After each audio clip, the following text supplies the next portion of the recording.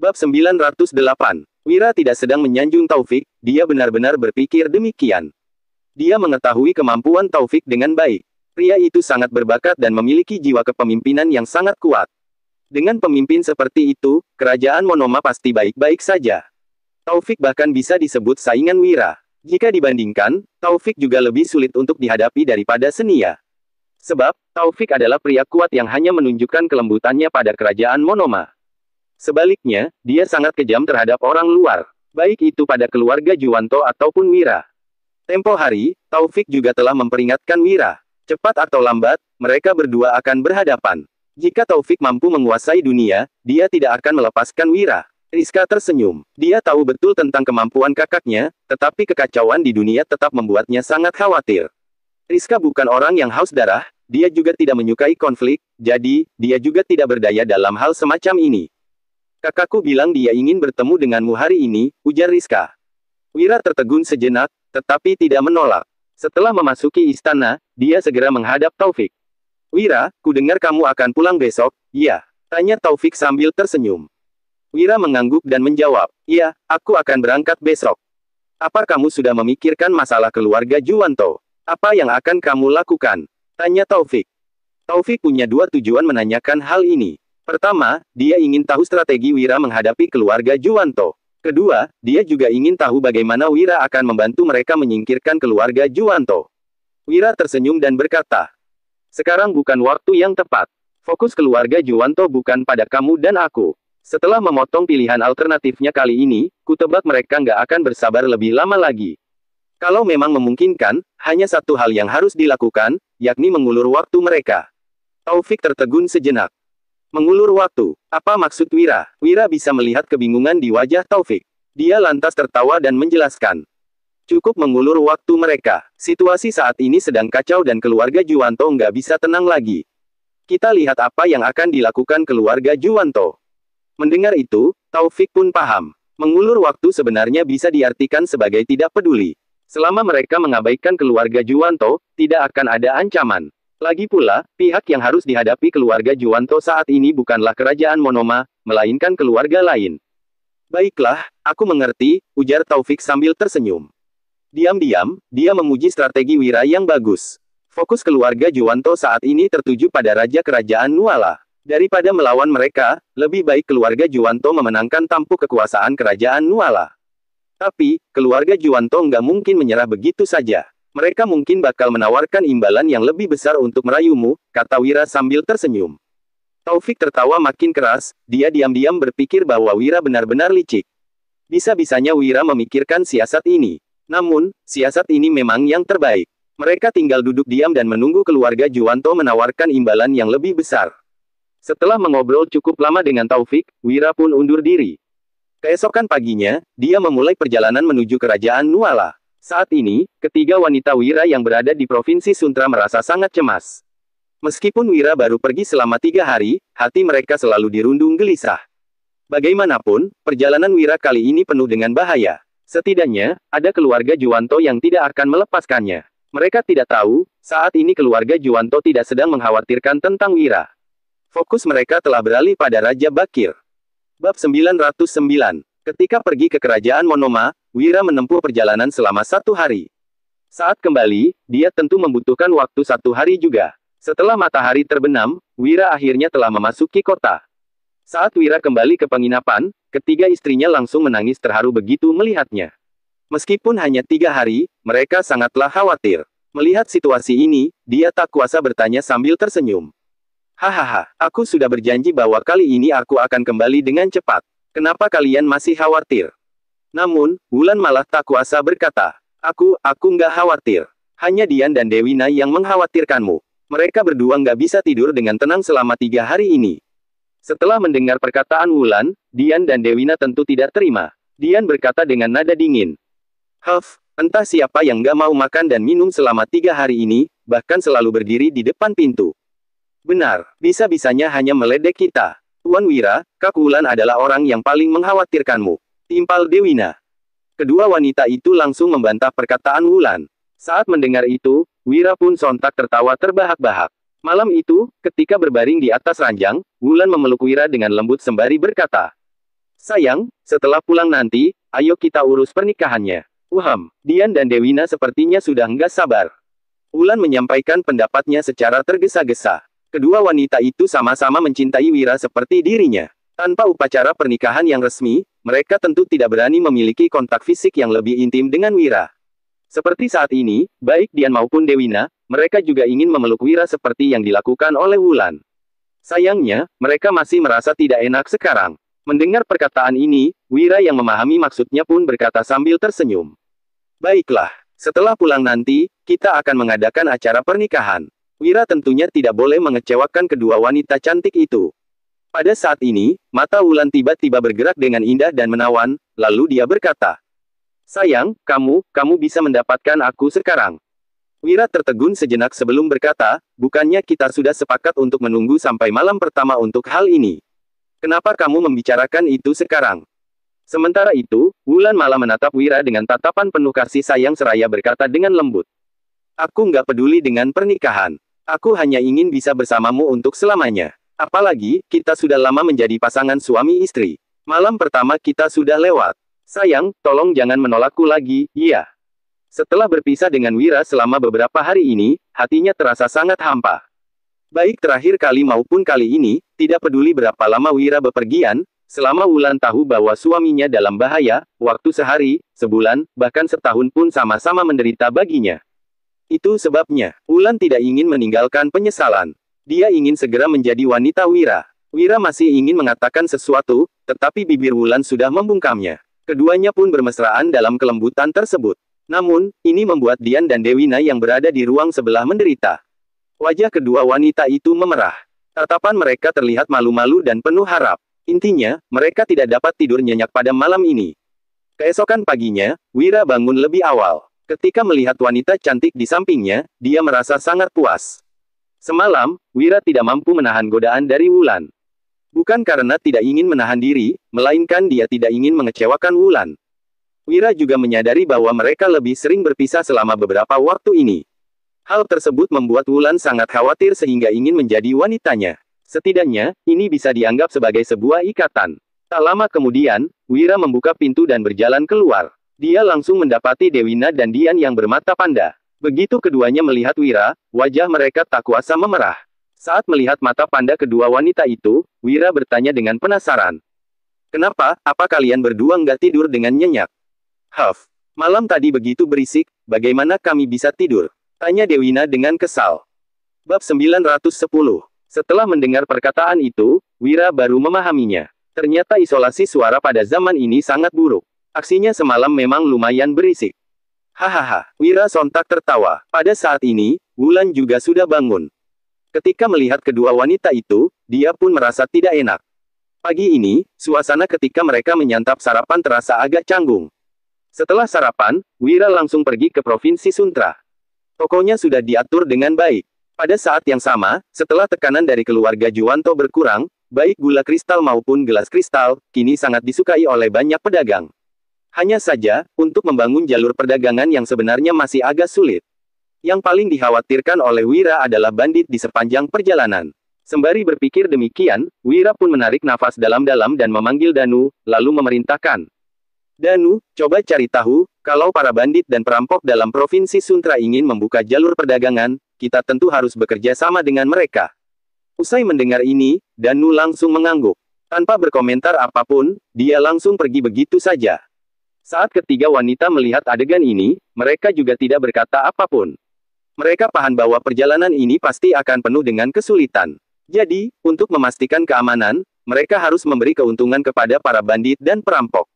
Jika tidak, mereka kemungkinan akan merusak rencana Wira. Saat Danu pergi, Wira dan ketiga istrinya masih berjalan-jalan.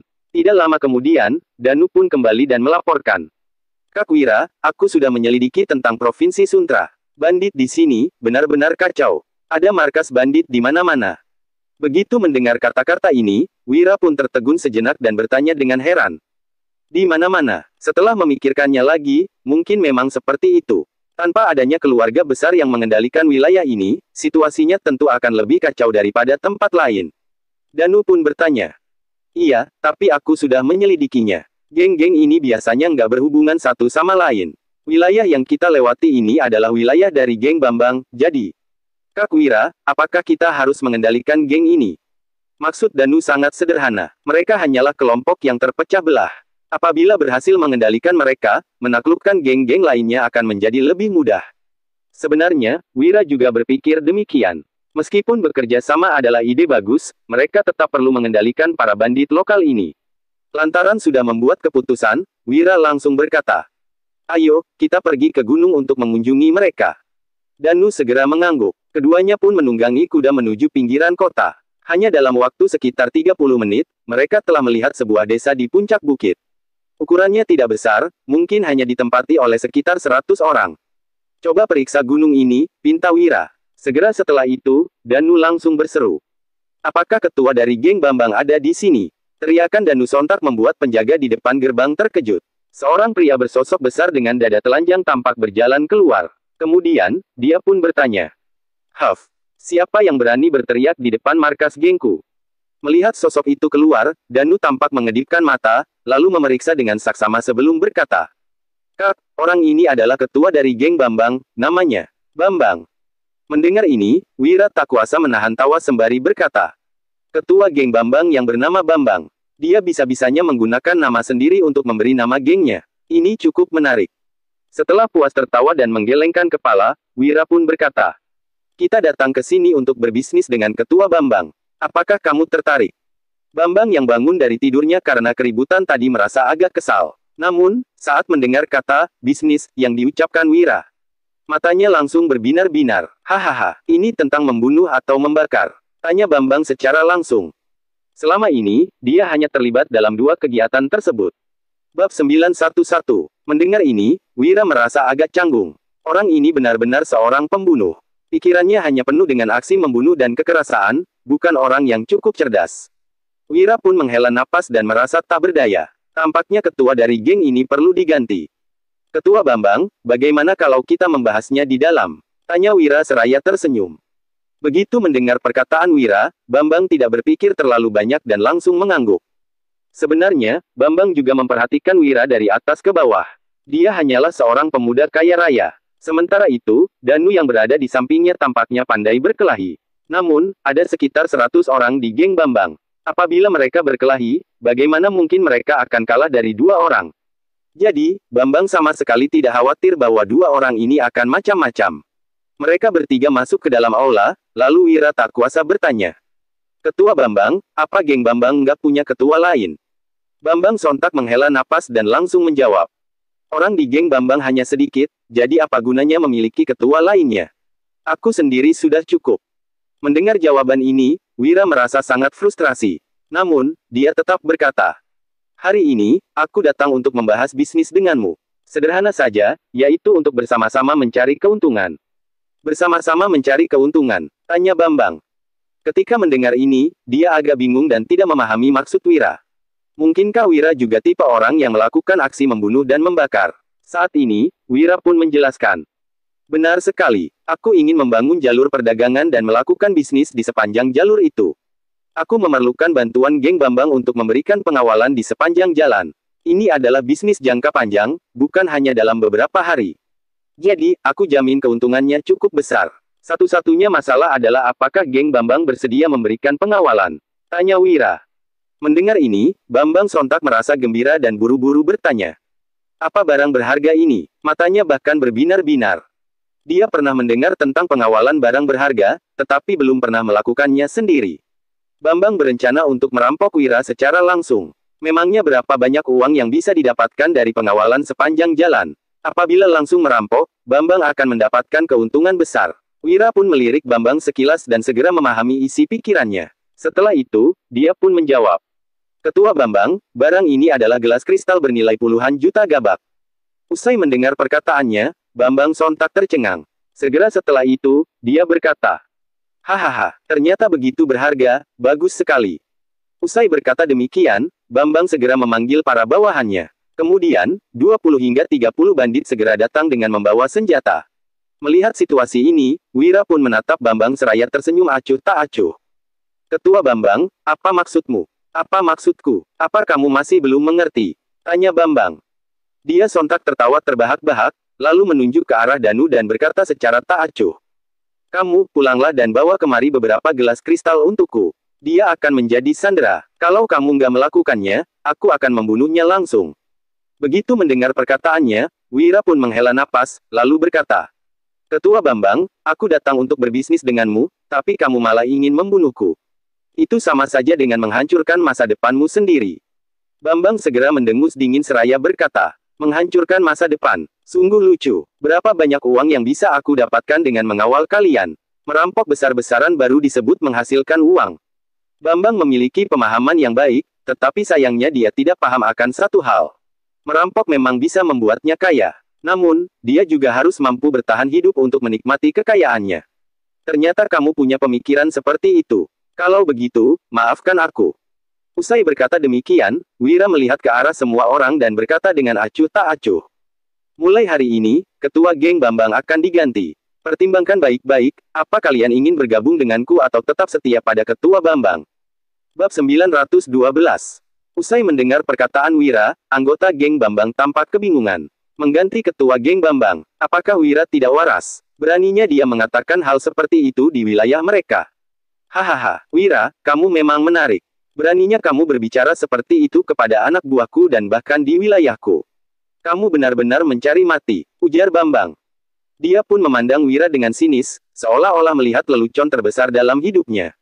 Sementara itu, Wira hanya tersenyum dan tidak memedulikan Bambang. Sebaliknya, dia terus menatap para anak buah Bambang. Namun, mereka mengecewakan Wira karena tidak ada yang berani bergabung dengannya. Melihat situasi ini, Wira pun bertanya. Kalian gak berani, kan? Bagaimana kalau ketua kalian mati? Apa kalian akan bersedia bekerja sama denganku? Saat mengatakan ini, Wira seolah-olah sedang mengatakan sesuatu yang sepele. Hal ini membuat semua orang makin kebingungan. Padahal, ada begitu banyak anggota geng mereka yang mengepung Wira dan Danu, tetapi dia bisa-bisanya mengancam ingin membunuh Bambang. Pria ini pasti tidak waras. Bambang juga merasa begitu. Pada saat yang sama, dia telah kehilangan kesabaran. Itu sebabnya, Bambang sontak melambaikan tangannya sambil berseru.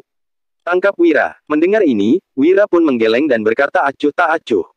Bunuhlah. Danu yang menerima perintah langsung mengeluarkan senapan. Sebelum semua orang menyadarinya, dia telah menembak kepala Bambang. Seiring terdengarnya suara tembakan, satu peluru langsung mengakhiri nyawa Bambang. Raut wajah Bambang masih tampak meremehkan. Alhasil, ekspresi ini pun terabadikan selamanya. Segera setelah itu, sosok Bambang jatuh dengan gemetar dan benar-benar kehilangan nyawa. Pada saat itu, anggota geng Bambang sangat tercengang. Bajingan, beraninya membunuh ketua kami. Kalian harus membayar dengan nyawa kalian. Entah siapa yang berkata demikian, tetapi anggota geng lainnya langsung murka. Bunuh mereka, cepat bunuh mereka. Usai berkata demikian, orang-orang itu langsung bergegas menuju Wira dan Danu. Namun, pada saat ini Danu lagi-lagi mengangkat senapan dan langsung menembakkan 5 peluru berturut-turut. Seiring dengan meluncurnya 5 peluru, 5 anak buah lainnya langsung kehilangan nyawa. Di momen ini, semua orang akhirnya menenangkan diri. Mereka menatap senapan yang dipegang Danu dan tampak tercengang. Mereka belum pernah melihat senjata seperti ini sebelumnya dan hanya pernah mendengar tentangnya. Satu tembakan Danu mampu merenggut nyawa satu orang. Bagaimana mungkin mereka bisa melawan? Sekarang, kalian sudah bisa memikirkan perkataanku barusan, kan?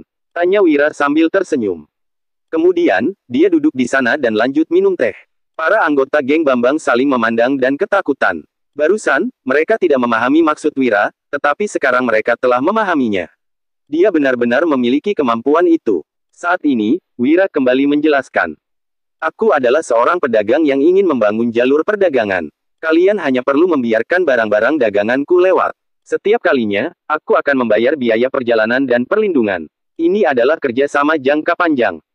Tapi, jangan mencoba untuk mengincar barang daganganku.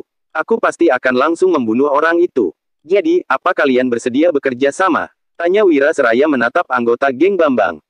Di antara mereka, orang yang berada di barisan depan tampak mengedipkan mata. Setelah berpikir sejenak, dia langsung berkata, Tuan Wira, kami bersedia. Omong kosong, tentu saja mereka bersedia. Wira bahkan sudah membunuh ketua mereka. Apakah mereka masih berani mengatakan tidak bersedia? Apalagi, ini adalah bisnis jangka panjang. Jika benar-benar berhasil, mereka akan mendapatkan banyak uang. Bagaimanapun, mereka masih perlu mencari nafkah. Bab 913. Hanya saja, meskipun mereka bersedia, situasinya tidaklah semudah itu. Tuan Wira, kami mungkin bersedia, tapi selain geng Bambang, masih ada banyak geng lain. Geng Bambang memang geng terbesar, tapi kamu seharusnya memahami aturan yang berlaku di antara geng. Kami nggak bisa mengendalikan semuanya seperti itu. Mereka khawatir akan masalah ini. Setiap orang pasti bersedia menghasilkan uang. Namun, mereka juga perlu mempertahankan nyawa untuk dapat menikmati uang mereka. Geng Bambang pasti akan kesulitan untuk melawan begitu banyak geng. Pada dasarnya, itu adalah sesuatu yang mustahil. Wira tentunya juga mengerti, jadi dia pun berkata, "Aku mengerti maksudmu. Aku akan menaklukkan geng lainnya, seperti yang kulakukan pada kalian. Yang terbaik adalah menyatukan semua geng agar semuanya menjadi lebih mudah." Bagi Wira, ini hanya masalah kecil. Menaklukkan beberapa geng adalah hal yang sederhana. Bukan karena Wira sombong, tetapi kenyataannya memang seperti itu.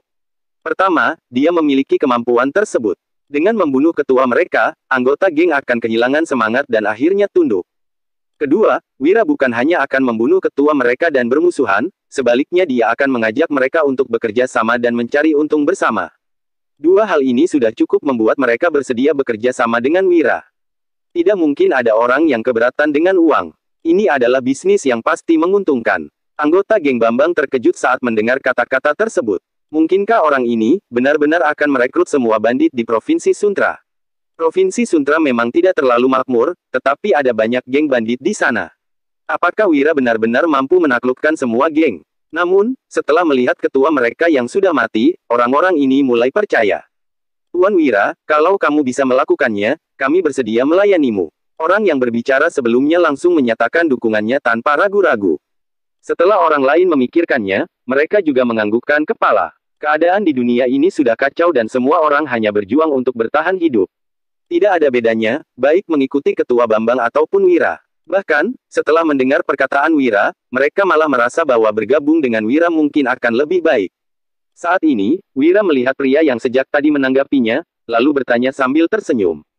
Kamu lumayan. Mulai hari ini, kamu akan menjadi ketua geng Bambang. Siapa namamu?" Faisal yang sangat terkejut segera menjawab dengan penuh hormat. "Aku Faisal." Kemudian, Wira pun berkata, "Faisal, aku akan menyerahkan urusan geng Bambang padamu. Kalau ada yang nggak setuju, mereka bisa datang mencariku kapanpun. Selain itu, tolong pergi tanyakan geng di sekitar. Cari tahu apa ada yang mau bekerja sama denganku, mengerti?" Wira tidak akan mengunjungi setiap geng satu-satu. Itu terlalu merepotkan. Dia akan membiarkan Faisal yang pergi bertanya satu persatu. Wira tentu tidak perlu memusingkan geng yang setuju. Sementara itu, dia akan menaklukkan geng yang tidak setuju secara pribadi. Mendengar ini, Faisal segera mengangguk sembari menjawab. "Baik, Tuan Wira, aku akan segera mengurusnya." Usai mengatakan itu, Faisal pun pergi dengan orang-orangnya untuk menyusun rencana. Namun, Danu malah tak kuasa bertanya. "Kak Wira, apa kamu yakin akan membiarkannya pergi? Bocah ini, memang terlihat cerdas, tapi selama ini dia hanyalah seorang bawahan. Aku khawatir dia nggak bisa menangani hal ini dengan baik. Bagaimana kalau aku yang pergi saja?" Danu khawatir bahwa Faisal tak sanggup menangani hal ini dan menghambat pekerjaan Wira, jadi dia pun menawarkan diri. Akan tetapi, setelah mendengar ini, Wira malah berkata sambil tersenyum. "Kamu, bagaimana setelah itu? Apa kamu akan menangani semuanya?"